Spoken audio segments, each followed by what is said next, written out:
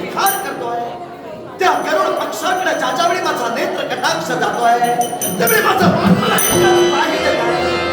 गरुड पक्षाप्रमाणे तो स्वच्छंदीपणामध्ये मला कधी उपभोगता येईल गरुड पक्षाप्रमाणे तो स्वच्छंदी विहार मला कधी करता येईल नाही मनात माझा एकच निर्धार ठाम झाला आणि तो निर्धार कोणता तर ज्या उद्देशानं या गुरुच्या समानांतरी या विंध्याला पावलं टाकली तो माझा उद्देश जोपर्यंत सफल होत नाही ती माझी मनोकामना जोपर्यंत साकार होत नाही तोपर्यंत माझ्या मनाला समाधान नाही जातिवंत सर्पाच्या डोक्यात भडकलेला सुडाग्नी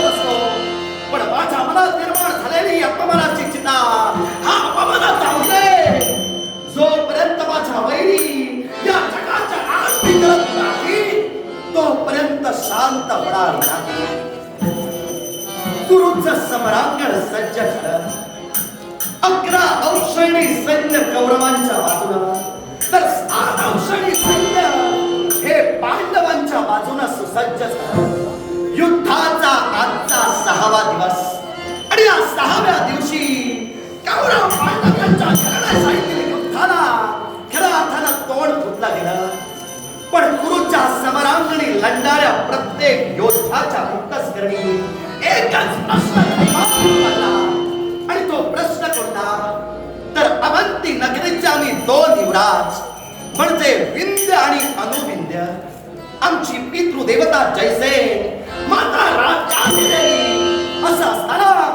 अवंती नगरीचे आम्ही 2 राजकुमार आमच्या एक औक्षोहिणी सैन्यासह कौरव सेनेच्या दिशेने वाटचाल करत कौरवांचा हेत चिंतत पांडव सेनेला प्रतिकार करण्यासाठी आम्ही कौरवांच्या बाजूने लढतोय अर्थात प्रत्येकाच्या मनात प्रश्नचिन्हाचा भाग निर्माण झाला अवंती नगराचे 2 युवराज हे कौरवांच्या बाजूने या प्रश्नाचं उत्तर प्रत्येक योद्ध्याच्या अंतस्करणी निरुत्तरच अजूनही आहे पण आजचा माझा मनोनिर्धार एका तरी पांडव वीराला पडेल आणि माझा सुडाग्नी शांत करेल त्याच वेळी या घोड्याचा उलगडा समस्त वीरांसमोर तेव्हा वीर हो सावधान रणवाद्य वाजताय रणभूमी घडू लागल्या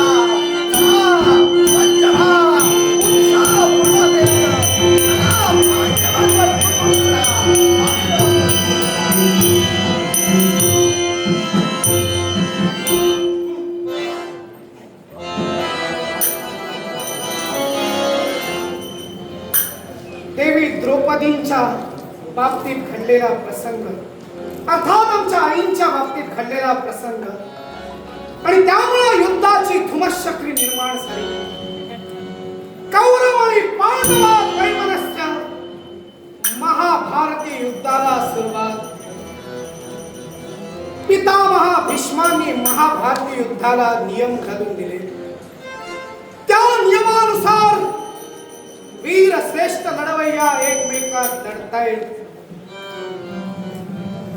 पहिला युद्धाचा नियम वाचा युद्ध प्रवृत्तानां वाचैव प्रत्योदनम् ज्याला वाणीद्वारे युद्ध करायचंय त्यानं वाणीद्वारे युद्ध करावं रथीच रथिना योद्धो गजेन गजधुर्गतः अश्वेन अश्वपदातिश्च पादाते नैव भारतः रथारूढान रथारूढाशी गजदान गजदाशी पैदलान पैदलाशी अर्थात निष्क्रांताः पुतना मध्यान्न हंतव्याः कदाचन भिवून पळून गेलेला वीराला मारू नये आणि यथायोगम यथाकामम यथोत्साहम यथाबलम समाभाष्यम प्रवर्तव्यम न विश्वस्तेन विफले ज्याच्यात जसा दांडगा उत्साह आहे त्यानं दांडगा उत्साह समजून तसं युद्ध करावं तेव्हा अर्जुन पुत्र इरावन राजकुमार विंद आपल्या समोर उभा आहे युद्धातील वाणीद्वारे युद्ध करून शत्रूला नामोहरण करण्याचा पवित्रा मी स्वीकारू शकतो आपल्याला वाणीद्वारे युद्ध करायचंय की शस्त्राने युद्ध करायचं आहे अर्जुन पुत्र इरावण आपली ओळखी आम्हाला परिपूर्णरित्या आहे. असं असताना आपला रथ या गुरुच्या समरांगणी आमच्या रथासमोर येऊन उभा ठाकला. अवंती नगराचे आम्ही दोन युवराज विंध्य आणि अनुविंध्य, त्यातील विंध्यासमोर तुम्ही उभे उपस्थित झाला आणि उपस्थित होता क्षणी पितामह भीष्मांनी हे युद्ध साकारत असताना समस्त वीरांसमोर युद्धाचे काही आगळे वेगळे नियम केले. ते नियम तुम्ही स्पष्ट केला. अर्थात युद्धाचा नियम बोलतोय वाचा युद्ध प्रवृत्तानाम वाचैव प्रतियोधनम. ज्याला वाणीद्वारे युद्ध करायचं असेल त्यानं वाणीद्वारे युद्ध करावं आणि वाणीद्वारे युद्ध करून प्रश्न जर मिटत असेल तर पुढचा घातपात करण्याचा प्रश्न उद्भवत नाही. तेव्हा तुम्ही जर वाणीद्वारे युद्ध करण्यासाठी उत्सुक असाल तर आम्ही सुद्धा तुमच्याशी वाणीद्वारे युद्ध करायला तयार आहोत. तुमची आवड सांगा, वाणीद्वारे करूया की शस्त्राने करूया? वाणीद्वारे पेटलं तर भडका होऊ दे. त्या भडक्यातच एकतर तुम्ही जळून मराल नाहीतर तुम्ही तरी चला. तेच सांगतोय. कोण ठरविणार, तुम्ही की मी ठरणार? या क्षणाला शस्त्रयुद्ध करण्याचा प्रश्न उद्भवणार नाही. तेव्हा वाणीद्वारे युद्ध करायला आम्हाला आवडेल. आम्ही प्रथमच म्हणालो. तेव्हा या रणभूमीवर या गुरुच्या समरांगणी तेव्हा तरुण युवक सुद्धा लढायला उभे राहिले. निश्चितच कदाचित आयुष्यातली पुढची स्वप्न तुमचीही जातील किंवा माझीही जातील. जो जगेल तो स्वप्नांचे आयुष्य जगेल. नपेक्षा गुरुच्या समरांगणी थारातीर्थी पडल्यानं स्वर्ग प्राप्ती करून नक्कीच नाव अजरामर करू. तेव्हा तुम्ही नात्यानं म्हणजे गोपाल कृष्णांचे कोणीतरी आहात, बरोबर? निश्चितच. शिवाय तुम्ही कुणाचे तरी मांडलिक आहात आणि या मांडलिक तत्वाला अनुसरून रणभूमीवर आलात का? शंका रास्त उपस्थित झाली आणि या तुमच्या रास्त शंकेचं निराकरण रास्त तुम्हाला उत्तर देऊनच मी करेन. तुम्ही नात्याची अभेद भिंत उभी केला आणि त्यानंतर मांडलिकत्व या विषयावर तुम्ही बोलला. निश्चितच मी कौरवांचा मांडलिक आहे. ज्यावेळी अंगराज कर्णांनी कर्ण दिग्विजय केला त्या क्षणी त्यांनी समस्त राजकर्त्यांवर विजय मिळवला. तुम्ही अंगराज कर्णांनी आमच्या अवंती नगरीवरही आक्रमण केलं होतं आणि त्या आक्रमणात आम्हाला अंगराज कर्णांनी हरवलं. त्यापासून आम्ही कौरवांचे मांडलिक झालो आणि मांडलिकत्व या विषयावर तुम्ही बोलताय. अर्थात तुम्ही खोलात शिरून आलेला आहात. अर्थात दुसरी बाजू मी तुम्हाला सांगतोय, जसा मी कौरवांचा मांडलिक तसा मी पांडवांचा सुद्धा मांडलिक आहे. कारण ज्यावेळी राजसूय यज्ञ पांडवांनी केला, पंच पांडवांचे वडील म्हणजे पंडुराजे, हे पंडुराजे ज्यावेळी निवर्तले त्यावेळी त्यांना स्वर्ग प्राप्ती झाली नाही. स्वर्गाच्या पहिल्या पायरीवर त्यांना थांबावं लागलं. त्या क्षणी देवर्षी नारदांनी धर्मराज युधिष्ठिरांना सांगितलं की तुझ्या पित्याला जर तुला स्वर्गाची प्राप्ती करून द्यायची असेल तर राजसूय यज्ञ कर. अर्थात त्या राजसूय यज्ञाचा घाट ज्यावेळी पांडवांनी घेतला त्यावेळी त्या पंच पांडवांनी सुद्धा दिग्विजय केला. त्यावेळी सहदेवांकडून आम्हाला अपयश प्राप्त झालं त्या दिग्विजयाच्या ठिकाणी. अर्थात मांडलिकत्व या विषयावर जर बोलत असाल तर गुंता मी आधीच तुम्हाला सुटवून सांगतोय, आम्ही कौरवांचेही मांडलिक आणि पांडवांचेही मांडलिक. कौरवांचे तुम्ही मांडलिक आणि पांडवांचे तरी मांडलिक तर युद्धभूमीच्या बाहेरच थांबायला हवे. कारण का? कारण मांडलिक तुम्ही दोघांचे आहात, मग तुम्ही एका पक्षाची बाजू कशी? याच्या मुळाशी कारण आहे. तुम्ही समांतरी कौरवांच्या बाजूला लढतात. वास्तविक तुम्ही मांडलिक सहदेवांच्या पराक्रमाच्या योगे करून त्यांचे आहात पांडवांचे. तर मग तुम्ही पांडवांच्याही बाजूला लढणं गरजेचं होतं. एक तर सैन्य तरी लढायला हवं होतं, नपेक्षा तुम्ही तरी लढायला हवे होते. तुम्ही तुमचं सैन्यही तुमच्या बरोबर घेऊन तुम्ही तुमच्या दुर्योधन पक्षाकडून लढतात, कौरवांच्या पक्षाकडून लढतात. म्हणजे हा मतभेद का? अरे तुझाच मनी नव्हे, साऱ्यांच्या मध्ये हाच प्रश्न थैमान घालतोय. अवंती नगराचे राजकुमार फक्त कौरवांच्याच बाजूने का लढतायत याच्या मुळाशी असणारं कारण तू मुद्दा उपस्थित केला. अर्थात या तुझ्या शंकेचं निराकरण या क्षणाला मी करतोय आमचा हाड वैरी. हा हाड वैरी म्हणजे गोपाल कृष्ण हा पांडवांच्या बाजून आहे. त्या गोपाल कृष्णाचा सेवक करण्यासाठी आमच्या वैराला संपविण्यासाठी मी माझ्या एक अक्षुणी सैन्यासह कौरवांच्या सैन्यात दाखल झालो. कौरवांच्या सैन्यात दाखल होऊन तुम्हा पांडवांचा सेवक करून माझ्या वैराला चित करून माझ्या मनात शाबास युवराज विंद. नाक दाबल्याशिवाय तोंड उघडत नाही. या वाणीद्वारे युद्धात तुमच्या मनात असणारा ज्वलन भाव समजला. गोपाल कृष्णांच्या पारिपत्यासाठी समरांगणी आलात म्हणजे हे युद्ध तर वयम पंचाधिकम शतम म्हणणाऱ्या पांडव आणि कौरवांच्या घराण्याचं आहे. पण या घराण्याच्या युद्धात केवळ ते 105 एकमेकात लढत नाही तर अनेक जण इथं उतरले म्हणजे युद्ध कुठलं तरी पूर्वग्रह दूषित असल्यामुळे आहे. आणि कदाचित म्हणायचं झालं तर घराणेशाहीचा वैरत्वान आहात. गोपाल कृष्णाला तुम्ही मागणार या कुरुच्या समरांगणी गोपाल कृष्णाने रथाचे बाजूने हाती धरले. रथीनं रथीशी युद्ध करावं. सारथी आपलं कार्य सारथ्य कर्माचं करेल म्हणजे न धरी शस्त्र करी सांगेन युक्तीच्या गोष्टी चार म्हणणारा जगत माऊली गोपाल कृष्ण आमचा देव. या देवाला लढणार नाही म्हटलेलं आहे. मग तो रथारूढ असताना तुमचा डाव साध्य करण्यासाठी बेसावध अवस्थेत मारणार की काय? कारण भीष्म पितामहांनी तसं सांगितलेलं आहे. पदातींशी संघर्ष करावा. रथारूढानं रथारूढाशी गजदळानं गजदळाशी. मग सारथी कृष्णांच्या वैरभाव तुम्ही प्रकट करण्यासाठी तुम्ही कुठला न्याय निवडणार? हेच तर कोणाला उलगडलेलं नाही. माझा वैरी गोपाल कृष्ण तुमच्या बाजूने लढतोय. असं असताना मी एक वीर म्हणून खऱ्या अर्थानं तुम्हाला प्रतिकार करण्यासाठी पुढाकार सांगतोय. पितामह भीष्मांनी नियम घालून दिले. त्या नियमानुसार मला एका सारथ्यावर तर वार करता येणार नाही.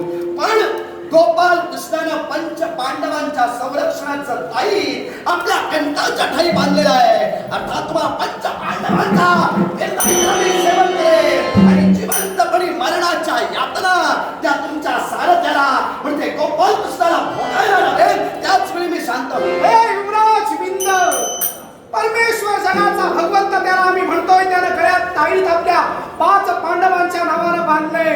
अर्थात तो त्यांचा रक्षण करताय. या विश्वात कुणाची हिंमत नाही जो पांडवांचा वेशभूषा थांबणार आहे. पण तुमच्यासाठी एकच मुद्दा केवळ कृष्णाशी वैमनस्य धारण करण्यासाठी पांडवांचा खात्मा करून जिवंतपणाचं मरण देण्याचा तुमचा विचार काय हो? देवाने इतकं वाईट आपलं काय केलं? आमचं जर तुमचं तर नातं आहे. तुमची आई गोपाल कृष्णांची कोण? माझी आई गोपाल कृष्णाची आते. वा, म्हणजे गोपाल कृष्णांची आते तुमची आई म्हणजे राजादी देवी जय सेन आपले पिता. मग सांगा हो, तुमची बहीण तर गोपाल कृष्णाची पत्नी म्हणजे तुमचे भावजी. मग देव जगत पावली गोपाल कृष्ण तुमचे भावजी असताना गोपाल कृष्णांची वैमनस्य करून पांडवांना मृत्यूशय्येवर झोपून केव्हा त्यांना जिवंतपणाचं मरण देण्याचे किलमिश विचार तुमच्या मनात आले? हे किलमिश विचार तुझ्या मतानं असतील, पण या विचारांना खऱ्या सत्यतेत आणण्यासाठी आम्ही कौरव सैन्यात दाखल झालो. हे विचार सत्यतेत उतरवून आमच्या मनाचा सुडाग्नी शमविण्यासाठी आम्ही कौरवांच्या बाजूने लढतोय. त्या मुळाचं मुख्य कारण आहे. आता हे किलमिश विचार तुझ्या म्हणण्यानुसार आमच्या मनात का उत्पन्न झाले याला कारणच आमचा आते भाऊ म्हणजे तुमचा देव गोपाल कृष्ण ठरला. त्याने जर आमच्या बाबतीत कपट केलं नसतं, त्या गोपाल कृष्णाने जर आमच्या बाबतीत अन्याय केला नसता तर आम्ही आज त्याच्या बाजूने लढलो असतो. पण तुमच्या बाजूने आज आम्ही लढायला उभे नाही. त्याच्या मुळाशी कारण ज्याला देवदेव म्हणून पुजताय तोच आहे. आता तो कसा हे मी तुला शब्दात शब्द पटवून सांगतो. माझी बहीण म्हणजे मित्रविंदा. या मित्रविंदेचा स्वयंवर आमच्या अवंती नगरात आम्ही आरंभला होता. अर्थात या स्वयंवरात गोपाल कृष्ण आला आणि बलपूर्वक माझ्या बहिणीचा चौर्य कर्म करून तो घेऊन गेला. अर्थात आज आमचा झालेला समस्त राजकर्त्यांसमोर अपमान, या अपमानाला वाचा फोडण्यासाठी, या अपमानाचा सोड घेण्यासाठी आम्ही कौरवांच्या बाजूला लढतो. पितामह भीष्मांनी जे नियम घालून दिले त्या नियमाला बाधा आणत आम्ही आमच्या वैरांना खऱ्या अर्थानं समजणार नाही. तर या नियमांचं उल्लंघन न करता या गोपाल कृष्णाला आवाहन केल्याशिवाय युवराज स्वयंवरातून म्हणे गोपाल कृष्णाने आपली भगिनी मित्रविंदा यांचं अपहरण केलं असं आपणच म्हणाला. निश्चितच. मग मला सांगा, देवानं तुमच्या विरोधात तिचं अपहरण केलं म्हणजे आपल्या भगिनीचा निर्णय त्यांच्याशी लग्नाचा नव्हता असं म्हणूया का? बहिणीच्या मनात काय होतं याचा प्रश्न उद्भवत नाही. आमच्या कुलाच्या शांततेचा प्रश्न उद्भवतोय, आमच्या कुलाच्या इब्रतीचा प्रश्न उद्भवतोय. चार दिया गोपाल कृष्ण भरल्या स्वयंवरात येऊन माझ्या बहिणीचा चौर्य कर्म करतोय. अर्थात त्या क्षणी समस्त राजकर्त्यांसमोर आमचा झालेला अपमान, त्या स्वयंवराचा झालेला भंग, तो दिवस अजूनही आम्ही विसरलेलो नाही. अर्थात तो दिवस ज्याच्या वेळी आम्हाला आठवतोय त्याच्या वेळी त्या कृष्णाबद्दल घृणा निर्माण होते. अर्थात ही घृणा कायमस्वरूपी नष्ट करण्यासाठी ही पावलं आम्ही उचलली. आमच्या विचारांना किरमिश विचार म्हणू नका. युवराज विंद तो देव आहे, तो प्रत्येकाची मन जाणतो. तुमचा असेल देव, तुमचा असेल आम्ही त्याला देव मानत नाही. तुमचा असेल तर तुम्ही त्याला देव माना. जसा माझा तसा तुझ्या बहिणीचा सौभाग्याचा धनी म्हणून तुझ्या बहिणीचा सुद्धा देव असतो. कारण तुमच्या भगिनीच्या मनात होतं आणि भगिनीनं एक आपलं मनातील कारण व्यक्त केलं होतं की हे देवा, मला तुझी पत्नी म्हणून स्वीकार कर. आणि पत्नी म्हणून स्वीकार करण्यासाठी केलेली प्रार्थना पूर्णत्वात नेण्यासाठीच देव भगवंत गोपाल कृष्णाने अपहरण केलं. या तुमच्या घरातल्या वार्ता आम्हाला कळल्या, या खऱ्या की खोट्या तुम्हाला माहित. तेव्हा घरचा कोण तुमचा भेदी होता हे तुम्ही ठरवा. आणि केवळ तुमच्या भगिनीच्या मनात होतं तेव्हा हे अपहरण झालं. आणि केवळ लग्न झाल्यानं ती सुखरूप आयुष्य आपलं गोपाल कृष्णांशी व्यतीत करते तेव्हा जबाबदार दोषी तुम्ही होता. बहिणीच्या मनाच्या विरोधात तुम्ही स्वयंवर ठेवला होता म्हणजे तुम्ही भाऊ नसून पक्के वैरी होता. हे मी सांगेन. इरावण, आमच्या घराण्यातली बरीच माहिती घेऊन तुम्ही फिरता. आता मुद्दा माझा असा, तुम्ही जर आमच्या घराण्यातील म्हणजे आतल्या गोष्टी जर या समरांगणी माझ्यासमोर थेट बोलत असाल तर हा कृष्ण, या कृष्णाला आम्हाला आमची बहीण मुळात आधी द्यायचीच नव्हती. हा महत्वाचा मुद्दा. अर्थात तिच्या मनात खऱ्या अर्थानं गोपाल कृष्णाचं स्थान असेल, तिनं गोपाल कृष्णाला आपला वर म्हणून खऱ्या अर्थानं पूजिल असेल, पण आमची बहीण आम्हाला गोपाल कृष्णाला द्यायचीच नव्हती. मग द्यायची नव्हती तर म्हणजे कुणाला तरी दुसऱ्याला द्यायची होती. खाना खुणा करून भागवताना काय स्पष्ट घरातल्या वार्ता बाहेर पडल्या ऐका. म्हणजे कुणीतरी घरचे भेदी ठरले. आता तुम्ही ज्या अर्थी सांगितला घरचे भेदी ठरले तेव्हा काहीतरी आम्हाला कळलं आणि तुम्ही म्हणालात बरीच माहिती काढलात. या रणभूमीवर 18 अक्षोहिणी सैन्य लढतंय, बरोबर? सगळ्यांच्या माहिती सगळ्यांनी काढलेल्या आहेत. मी एकट्याला नव्हे, माझी सुद्धा तुझ्याकडे असणार. पण काय मुद्दा माझा महत्वाचा वैरत्वाला आहे म्हणून तुमच्याशी बोलतो. आता काय आहे, तुम्ही बोलून मोकळे झाला, थेट माझ्या मुद्द्यावर तुम्ही हात ठेवला होता म्हणून तो स्पष्ट करणार, तोपर्यंत मी पुढे जाणार नाही. कळू दे. काय सांगितलं? कळू दे. मी अडचण आहे ती अडचणच आहे, ती स्पष्टपणे मांडली. आम्हाला आमची बहीण गोपाल कृष्णाला द्यायची नव्हती. म्हणजे कोणाला तरी दुसऱ्याला द्यायची होती. द्यायची होती, आम्ही ठरवलेलं होतं कोणाला द्यायची ते. वा, मग जर द्यायची कुणाला ठरवली होती तर स्वयंवराला स्वयंवराचा थाट मांडून देशोदेशीच्या राजकर्त्यांना सगळ्यांना उपस्थित राहून त्यांना जागा बसायला देऊन तिथे आसनं देऊन त्यांच्या गळ्यात आपल्या बहिणीला माळा हातात घेऊन फिरायला सांगून त्यांना काय शोभेची आसनं म्हणून शोभेच्या बावल्या म्हणून बसवायला आणलं होतं काय? इरावण, की शोभेचे पुतळे म्हणून ठेवले होते. आता बाकीचे जे आले होते ना ते आमच्यासाठी तसे शोभेचे पुतळेच होते. म्हणजे कुणाला तरी द्यायची बरं का? कुणाला तरी नाही, आता स्पष्ट कुणाला नाही सांगतो. कुणाला द्यायची होती? सुयोधनांना द्यायची. शाबास. टाळ्या वाजवा. म्हणजे सुयोधनाला द्यायची बहीण असताना मनात तुम्ही स्वयंवर ठेवता आणि भरतखंडातील आर्यवर्तातील प्रत्येक राजकर्त्यांना स्वयंवराला बोलून त्यांना निमूळपणे मुख घेऊन बसायला आसन देऊन त्यांचा थरथरीत अपमान करतात. मग बिंद, तुम्हीच दोषी आहात. तो देव जगत पाहुणी दोषी नव्हे, तुम्ही चुकीचे आहात. आम्ही तिच्या